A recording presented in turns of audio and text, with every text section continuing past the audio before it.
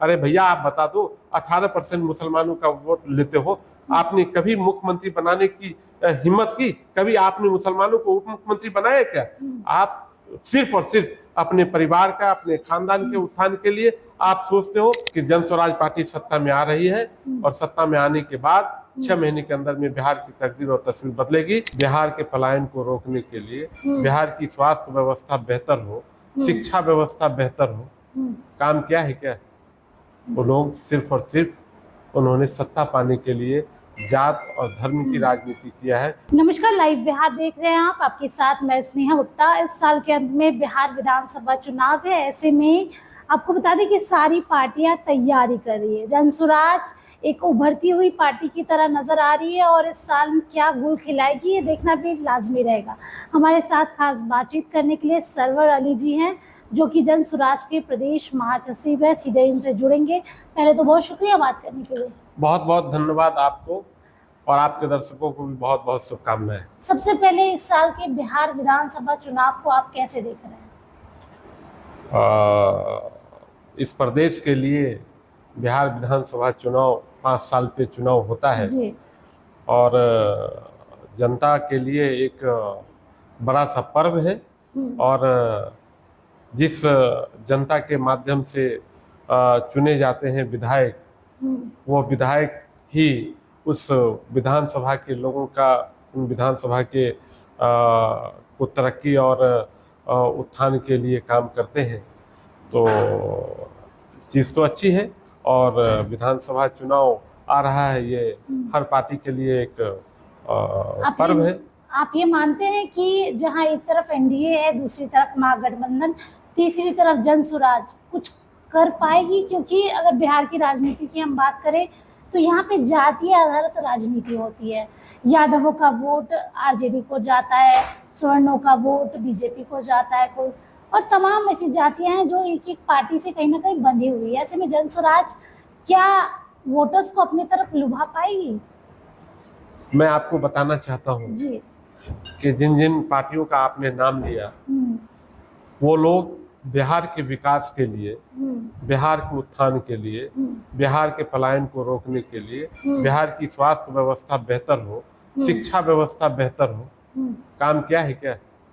वो लोग सिर्फ और सिर्फ उन्होंने सत्ता पाने के लिए जात और धर्म की राजनीति किया है। कोई जात पात की राजनीति करता है, कोई धर्म की राजनीति करता है। आदरणीय प्रशांत किशोर जी पिछले 3 सालों से गांव-गांव घूमकर तकरीबन 5000 गांव को घूमा, बिहार को घूमा, काफी करीब से प्रदेश के जनता को देखा, उनके तकलीफ को जाना, उनके तकलीफ को पहचाना और उसके बाद आदरणीय प्रशांत किशोर ने 2 अक्टूबर 2024 को पार्टी बनाकर, जनस्वराज पार्टी बनाकर बिहार का विकास कैसे हो, बिहार का उत्थान कैसे हो, तो बिहार को मैं बताना चाहता हूँ, बिहार को कैसे पलायन से रोका जा सके, बिहार की शिक्षा व्यवस्था को कैसे बेहतरीन किया जाए, इन सब मुद्दों को लेकर आदरणीय प्रशांत किशोर जी चल रहे हैं। न जात धर्म की बात कर रहे हैं, न जात पात की बात कर रहे हैं, न धर्म की बात कर रहे हैं, विकास की बात कर रहे हैं। उपचुनाव में तो जनता ने आप लोगों को स्वीकारा नहीं। क्या नहीं स्वीकारा भैया? 10.5% वो मैं बता दूं, मैं आपको जहाँ आप लोग ये कह रहे थे कि हम कुछ ना कुछ तो सीटें ले आएंगे, लेकिन चारों की सीटों पर जनसुराज जीत नहीं हासिल की।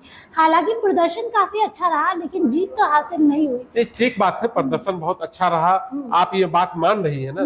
2 अक्टूबर को हमारी ये पार्टी बनती है और 11 नवंबर को इलेक्शन होता है। 1 महीने में अगर हमको 10.5% वोट आता है तो हमारा तो बहुत अच्छा प्रदर्शन रहा। कोई 20 साल पुरानी पार्टी है, उसको आती है 11% वोट, जनता दल को 11% वोट आया है उसमें, और किसी को 21% वोट आता है। अगर 10.5% वोट हम 1 महीने के अंदर, पार्टी बनने के 1 महीने के अंदर लाते हैं, तो आप बिल्कुल मुतमईन रहिए। मैं आपको आश्वस्त करना चाहता हूं, आपको आश्वासन देना चाहता हूं, आपके माध्यम से बिहार प्रदेश की जनता को देना चाहता हूं कि 2025 के अक्टूबर नवंबर में जो इलेक्शन होगा, जनस्वराज पार्टी वो अपनी एक मुहिम लेके आई है, सही लोग, सही सोच और सामूहिक प्रयास। और जब ये तीनों मिश्रण होगा, तीनों मिलेगा, जिस तरह से लोग उत्साहित हैं, मैं आपको बता दूं कि नवंबर के बाद इस प्रदेश का सामूहिक विकास भी होगा।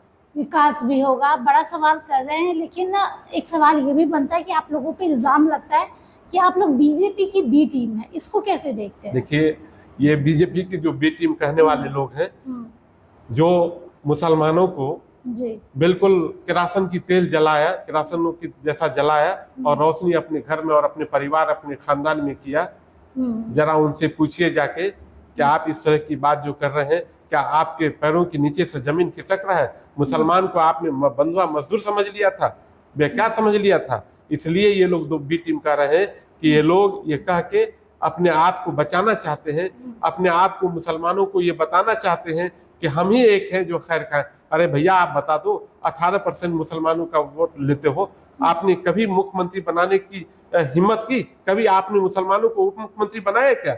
आप सिर्फ और सिर्फ अपने परिवार का, अपने खानदान के उत्थान के लिए आप सोचते हो।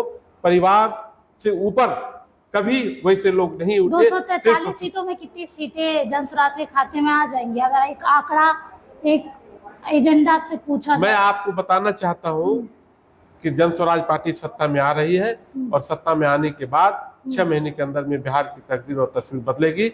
मैं आपको एकदम बिल्कुल आश्वस्त करना चाहता हूँ। देखिए, सीधे तौर पे कह रहे हैं कि इस बार सत्ता में जनसुराज आएगी। जनसुराज प्रशांत किशोर जिसके सूत्रधार है, लगातार बिहार के अलग अलग जिलों में यात्राएं कर रहे हैं, लोगों से मिल रहे हैं, जुड़ रहे हैं। लेकिन देखना होगा कि बिहार की जनता इस बार के बिहार विधानसभा चुनाव में इनको स्वीकार करती है या फिर नहीं। आप बने रहिए हमारे साथ, तब तक के लिए बहुत बहुत शुक्रिया।